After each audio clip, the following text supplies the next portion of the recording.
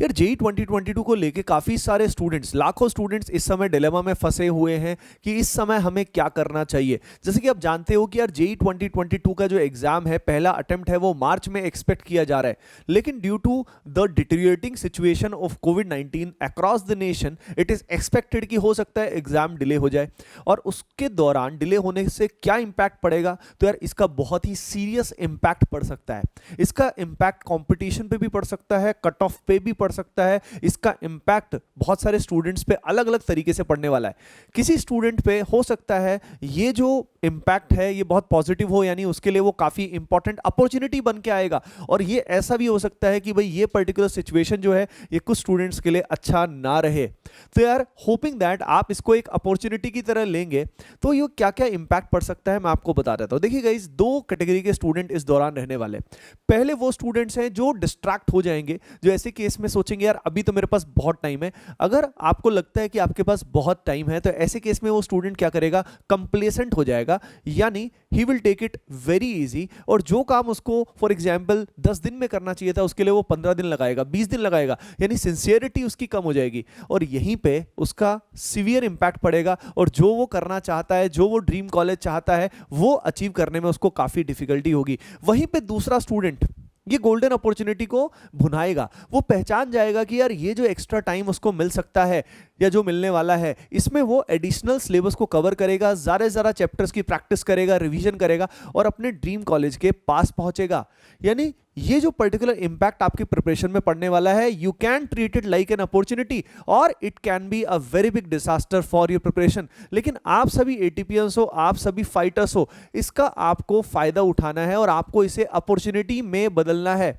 वैसे तो बहुत ऑब्वियस सा लगता है ना कि अपॉर्चुनिटी है, एक्स्ट्रा टाइम मिला तो अपॉर्चुनिटी है। नहीं यार, एक्स्ट्रा टाइम जब मिलता है तो हमको लगता है कि कंपटीशन बहुत बढ़ जाएगा, लेकिन असल में कंपटीशन अच्छे स्टूडेंट्स के बीच में बढ़ता है, ठीक है ना।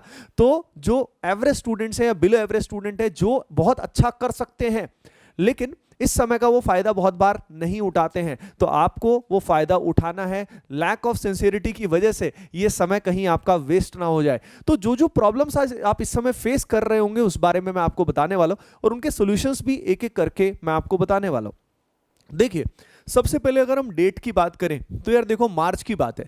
एग्जाम हो सकता है मार्च में हो सकता है अप्रैल में हो। मार्च बहुत बड़ा ड्यूरेशन है, तो हो सकता है मार्च मिड में या मार्च एंड में exam, it might be possible depending on the board exams. और वेरियस स्टेट बोर्ड्स भी हैं, तो इन सबको कंसिडर करते हुए एनटीए के लिए वैसे भी काफ़ी चैलेंजिंग रहेगा कि डेट्स कब आएंगी, है ना। यानी हम एक मिनिमम सेफ हम अभी एज्यूम कर सकते हैं कि हमारे पास अप्रॉक्सीमेटली 60 डेज है। अब हमारे पास अप्रॉक्सीमेटली 60 डेज है और आप सभी जानते हो कि यार पहला अटेम्प्ट गोल्डन चांस होता है।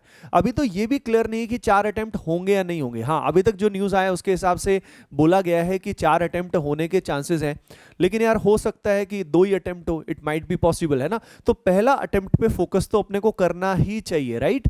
तो 60 डेज के हिसाब से हम अपना प्लान कर सकते हैं। अब देखो, आप सभी को पता है जो स्टूडेंट सिंसियरिटी से काम नहीं करते, देखो यार कितना कुछ करना होगा।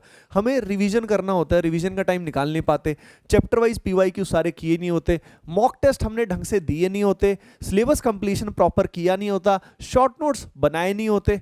भाई इतना कुछ अगर नहीं किया होता तो इनसिंसियरिटी का तो सवाल ही नहीं उठता। यानी अगर आपको 10 दिन, 15 दिन, 20 दिन भी एक्स्ट्रा मिलते हैं तो भाई क्या आपने पूरा सिलेबस कर लिया है? तो जो भी स्टूडेंट अभी उतना सिंसियर नहीं है, भाई जाग जाओ, नहीं तो ये जो एक्स्ट्रा टाइम मिल भी जाएगा ना, कंपटीशन तो इंक्रीज हो जाएगा, समझ रहे हो, कंपटीशन तो इंक्रीज हो जाएगा, लेकिन उल्टा आप उसके अकॉर्डिंगली अच्छे से तैयारी नहीं करोगे तो आप और भी पिछड़ जाओगे। यानी इस समय आपको और भी सीरियस होकर तरीके से तैयारी करने की जरूरत है।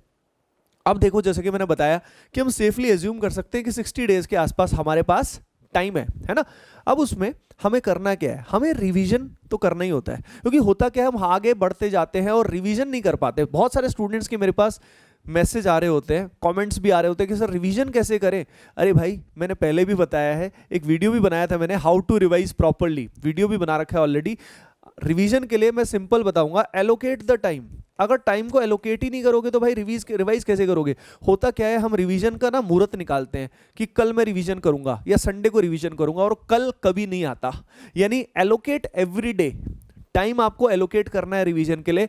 और रिवीजन करते हुए आपको किस बात का ख्याल रखना है कि रिवीजन ये नहीं कि सिर्फ थ्योरी पढ़ते गए, पढ़ते पढ़ते सो गए। नहीं भाई, बोरिंग तरीके से रिवीजन मत करो, एग्रेसिव तरीके से रिवीजन करो। यानी सबसे पहले फास्ट रीडिंग करोगे और फास्ट रीडिंग के बाद प्रैक्टिस के थ्रू रिवीजन करोगे। यानी क्वेश्चंस के थ्रू रिवीजन करना बेस्ट तरीका होता है। अब आप सोचोगे सर क्वेश्चंस के थ्रू कैसे रिवाइज करोगे? अरे भाई, अगर आप चैप्टर वाइज पीवाईक्यू करते हो, साथ साथ सॉल्व करते हो, और सॉल्व करते हुए जहां पे आप फंसते हो, जहां पे आपके डाउट्स आते हैं, उसमें आप थ्योरी को रेफर कर सकते हो। तो उसके हिसाब से आपकी थ्योरी भी क्या हो जाएगी, ऑटोमेटिकली रिवाइज हो जाएगी। नहीं तो बहुत बार हम क्या करते हैं ना, जो थ्योरी हमने इतनी बार पढ़ रखी होती है वही बार बार पढ़ते रहते हैं, और जो की पॉइंट्स हैं जहां पे हम स्टक होते हैं वहां हम बार बार फंस जाते हैं, उसको हम छोड़ देते हैं।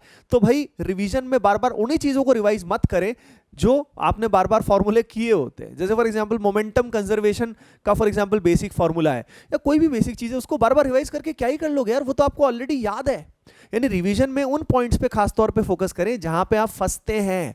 अगली चीज जो हमेशा से ही मैं बताता आता हूं, आप भी बताना, मुझे जरूर कमेंट सेक्शन में बताना कि यार कॉमन सबसे बड़ी जो डिफरेंस रहता है ना टॉपर में और एक नॉर्मल स्टूडेंट में, वो रहता है क्वालिटी ऑफ अटेम्प्ट का। जो अच्छा स्टूडेंट है ना, वो एक क्वेश्चन पे सही से समय लगाता है और इजीली गिव अप नहीं करता। वो बहुत जल्दी सॉल्यूशंस के पीछे नहीं भागता या बहुत जल्दी डाउट्स नहीं पूछता। पहले वो अच्छे सवाल को ढंग से ट्राई करता है, टफ क्वेश्चन को ढंग से ट्राई करता है। हो सकता है टफ क्वेश्चन उससे फिर भी ना हो और फाइनली उसको सोल्यूशन देखना पड़े, पर वो आसानी से गिव अप नहीं करता कि हल्का फुल्का ट्राई किया छोड़ दिया। यही सबसे बड़ा डिफरेंस है। अगर आपको अपना प्रिपरेशन का लेवल चेंज करना है तो ये आपको चेंज करना पड़ेगा। कौन कौन ऐसे स्टूडेंट है जो अभी भी बहुत जल्दी सॉल्यूशन पे जंप करते हैं और बहुत जल्दी डाउट्स पूछने लग जाते हैं? कमेंट सेक्शन में जरूर बताइएगा, ऑनेस्टली बताना, अपना कन्फेशन ऑनेस्ट करना, कौन कौन ऐसे पापी है, ठीक है ना।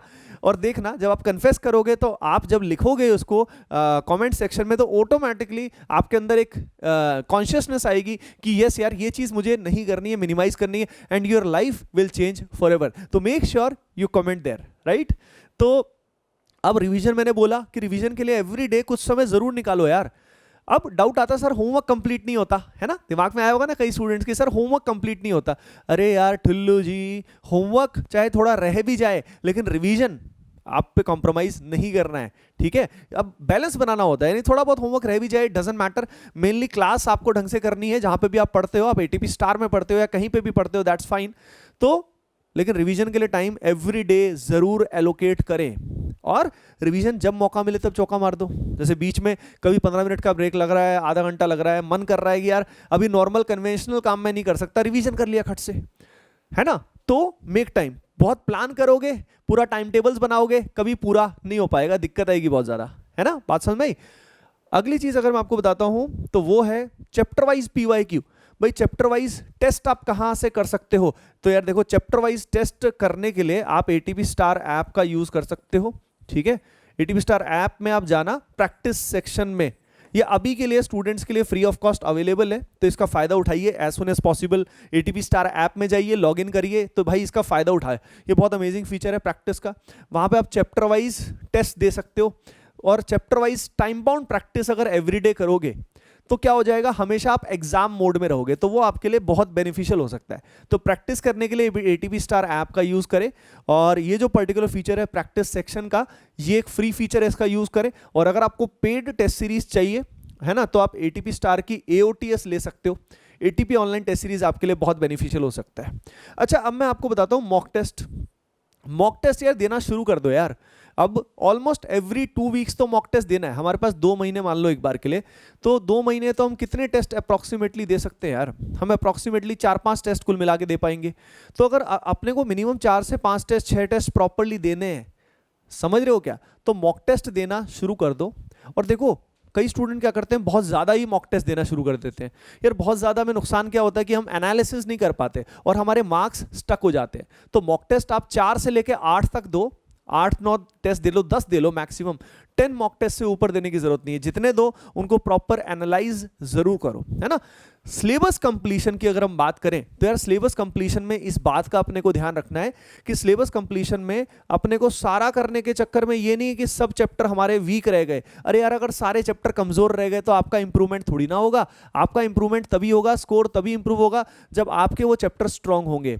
तो सिलेबस कंप्लीशन में इस बात का ख्याल रखें कि पहले अटेम्प्ट तक किन किन चैप्टर्स को आप स्ट्रांग कर सकते हो, आइडेंटिफाई आइडेंटिफाई करें, लिखें उसको और उन्हीं चैप्टर्स पे फोकस करें। अगर सारा करने के चक्कर में सब कुछ हल्का हल्का टच किया तो एग्जाम में भी टच करके ही आ जाओगे और आपका काम नहीं हो पाएगा, है ना।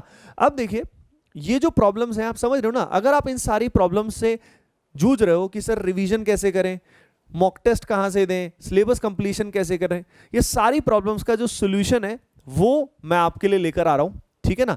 आपको मैं रिकमेंड करूंगा कि आप एटीपी स्टार का आरबीसी 2.0 बैच ज्वाइन कर सकते हो, which is for JEE main as well as advance 2022, है ना। इस पर्टिकुलर बैच की हेल्प से आपको ये सारे बेनिफिट मिल जाएंगे। पूरा सिलेबस जो है वो रिवाइज कराया जाएगा, पूरा का पूरा सिलेबस रिवीजन होगा और कोटा के क्लासरूम लेक्चर्स, सबसे बड़ी बात वो आपको मिलने वाले हैं। कोटा की टीचिंग जो मेथोडोलॉजी है घर बैठे वो आपको फायदा उसका होने वाला है, तो यार उसका फायदा उठाओ।